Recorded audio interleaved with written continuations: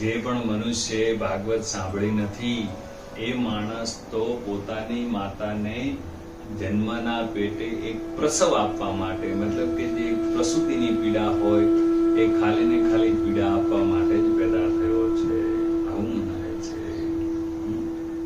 પછી તો કે પૃથ્વી પર ભાર છે, જીવતો માણસ પણ મરેલા સમાન છે, જેણે જીવનમાં એક પણ ભાગવત સાંભળી નથી. તો ધિકાર છે આવા પૃથ્વી પર ભારને પશુ તુલ્ય જીવનાર મનુષ્ય. આમ સ્વર્ગમાં દેવતાઓ, મુખ્ય ઇન્દ્ર વગેરે કહે છે કે સંસારમાં શ્રીમદ ભાગવતની કથા પણ ઘણી દુર્લભ છે.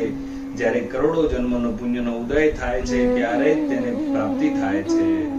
હે નારદજી, તમે ઘણા જ બુદ્ધિમાન યોગ નિધિ છો. તમે પ્રયત્નપૂર્વક કથાનું શ્રવણ કરો અને સાંભળવામાં દિવસોનો કોઈ નિયમ હોતો નથી. આને હંમેશા તમે સાંભળી શકો છો. આ કથા સત્ય ભાષણ, બ્રહ્મચર્ય પાલન પૂર્વક હંમેશા સંભળાવી શ્રેષ્ઠ મનાયું છે. પરંતુ કલયુગમાં આમ બનવું પણ કપરું છે. તેથી આ અંગે સુખદેવજીએ વિશેષ વિધિ બતાવી છે, જાણી લેવી જોઈએ. કલયુગમાં લાંબા સમય સુધી ચિત્ત વૃત્તિને વશ રાખવી, નિયમોનું પાલન કરવું એ કોઈ પુણ્ય કાર્ય માટે દીક્ષિત રહેવું અઘરું છે. તેથી સપ્તાહ શ્રવણની વિધિ યુક્ત છે. શ્રદ્ધાપૂર્વક ક્યારેય પણ અથવા માઘ માસના શ્રાવણ માસની અંદર કરવાથી જે ફળ મળે છે તે જ ફળ સુખદેવજી સપ્તાહ શ્રવણમાં નિર્ધારિત કર્યું છે. એવી રીતે કે મનને અસંયમને કારણે, રોગોને બાહુલ્યને કારણે, આયુષ્યની અલ્પતાને કારણે, આ કલયુગમાં અનેક દોષો સંભાવના હોવાને કારણે સપ્તાહ શ્રવણનું વિધાન કરવામાં આવ્યું છે. જે ફળ તપ યોગ સમાધિ પણ મળતું નથી, ફળ સર્વાંગ સંપૂર્ણ.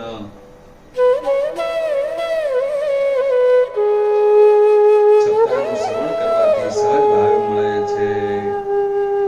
સપ્તાહનું શ્રવણ યજ્ઞ કરવાથી ઉત્તમ છે. વ્રત કરવા ઉત્તમ છે. તપ કરવા ઉત્તમ છે. તીર્થનું સેવન અધિક સંયોગ કરે છે.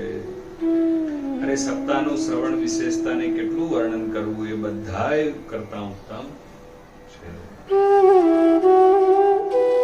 હે સૂતજી, આ તો તમે મોટો આશ્ચર્યની વાત કહી. આ ભાગવત પુરાણ ખરેખર જ યોગ વેત્તા બ્રહ્માજીના પણ આદિ કારણ એવા શ્રી નારાયણનું નિરૂપણ કરે છે. પરંતુ મોક્ષ પ્રાપ્તિના જ્ઞાન વગેરે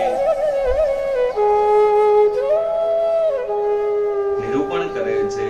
પરંતુ મોક્ષ પ્રાપ્તિમાં જ્ઞાન વગેરે બધા જ સાધનોને અવગણી આ યુગમાં ભાગવત પુરાણ એ બધા કરતા કેવી રીતે ચડી ગયું?